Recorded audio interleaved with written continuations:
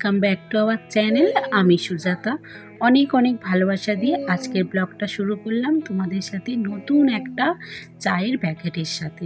এই চায়ের এত সুন্দর গন্ধ, সবসময় বলি রচার মধ্যে মানে যেটা লাল চা আমরা খাই তার মধ্যেই আসল চায়ের টেস্ট পাওয়া যায়। তাই আজকে চাটা নিয়ে এসেছি।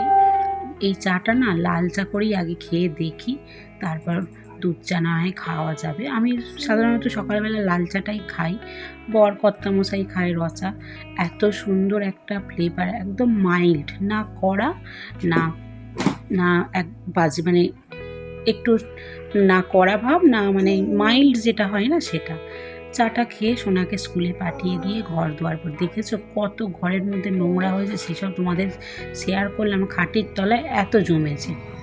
এসব করে টোরে একদম স্নান টান করে রেডি হয়ে গেছি, কারণ হচ্ছে রান্নাবান্না করতে হবে। আর এদিকে রান্না করতে করতে অনেক কিছু জিনিস তোমাদের শেয়ার করব।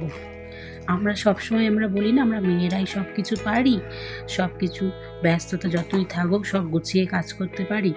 আবার কিছু কিছু ছেলেরা আছে না, দেখে অনেক সময় করে না, বক বক করি, আবার অনেক সময় এমনভাবে করে সেসব বুঝতে পারবে না। আর এই যে এসেছে শীতলা পুজো এই সময় হয় না, ওনারা এসেছে, চাল ডাল মাকে নিয়েও এসেছে, একটু দেখলাম, নমস্কার করলাম। আর এদিকে আমি সব আনাজপাতি কেটে নিয়েছি। পাট শাক এনেছিল, ওটা বেছে ফ্রিজে রেখে দিয়েছি। আর বাদ বাকিটাই পটল আলু কেটে নিয়েছি, পটল চিংড়ি করব। এই সিজনের সবজি না, সিজনে খেতে না দারুণ লাগে। আর পটল তো সবসময় আমার জন্য ফেভারিট, আমার হেভি লাগে। আর পাকা লঙ্কা, আজকে সিলে বাটা মশলাতে পটলের তরকারি করব। আর কিছু রান্না করব না। বরকে বলেছি পটল ভাজা, আর পটল ভাজার তেল দিয়ে তুমি ভাত খেয়ে অফিস যেও, বাদ বাকিটা পরে করব। রাত্রেবেলা তুমি এসে রুটি নালে লুচি করে দেবো, তখন খেয়ে নিও। কারণ অত সকালে এইসব ঘর দোয়ার পরিষ্কার করেছি না, আর যে রান্না সেরকম করে উঠতে পারিনি। যতটা করেছি তোমার সাথে শেয়ার করছি। এই শিলে বাটা মশলায় খেতে না, এই নতুন কচি পটল দারুণ লাগে। সুন্দর মতো করে স্নান টান করে একদম পরিষ্কার পরিচ্ছন্ন হয়ে রান্নাঘরে এসেছি, রান্না করছি। আর এদিকে একদম পরিষ্কার একদম করে এই যে পটলের ভাজলে না, তার আগে একটু পটল ভেজে না, তেলটা কেমন কালো কালো হয়ে যায়।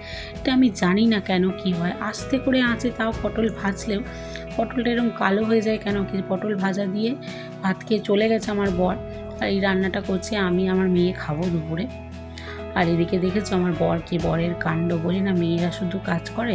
দেখো সুন্দর করে আমার কাজ করে দিয়েছে, একদম শোকেসটা সুন্দর করে সাজিয়ে দিয়ে গেছে। আমি রান্না করছি, এখানে কখন করেছে, আমি যখন যাচ্ছি অফিসে তখন বলল দেখো তোমার কাজ করে দিয়েছি। দেখে ভালো লাগলো, মনে শান্তি লাগলো যে আমাকে কাজে হেল্প করে দিয়েছে, না হলে আরও দেরি হয়ে যেত। ঘর দোয়ার দেখলে তো আমি কত নোংরা বার করেছি। বাচ্চা আছে না ঘরেতে, এটা ওটা খাটের তলায় ঢুকিয়ে দেয়, রোজ দিন তো আর পরিষ্কার হয় না, করেছি। আর এই যে পটলের তরকারি জিরে ফোড়ন দিয়েছি, পটলের তরকারিতে জিরেই ফোড়ন ভালো যায়। এরপরে যা মশলা, বাটা মশলার মানে হচ্ছে লঙ্কা, আদা, জিরে, এগুলো ভালো করে বেটে তুলে রেখেছি সাইডে।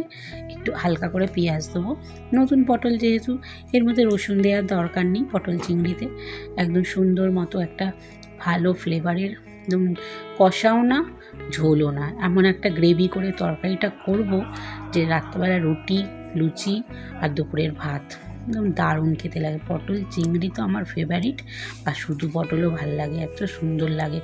সিজনের জিনিস সিজনে খাওয়াই উচিত সব সময়। আর আজকের ওয়েদারটা এত সুন্দর, হাওয়া দিচ্ছে চারিদিকে, বুঝতে পারবে না, কিন্তু রোদ নেই, দেখেছো কত সুন্দর। বিকেলের দিকে বৃষ্টি হচ্ছে। কথা বলতে বলতে মোটামুটি চিংড়িটা ভাজা হচ্ছে। তারপরে আমার সোনাকে আমি এখন পড়াতে বসেছি, এডিটিং করতে করতে। আবার বলছে আমাকে হয়েছে হচ্ছে তো। তারপরে ওকে পড়াতে বসেছি এখন, ও এখন টি লিখে বসে আছে জানো। তারপরে বলছে যে আমাকে একটুখানি লাইনটা কেটে দাও। এই যে বাটা মশলাটা করেছি না, বাটা মশলাটা এবার দিয়ে ভালো করে কষাবো।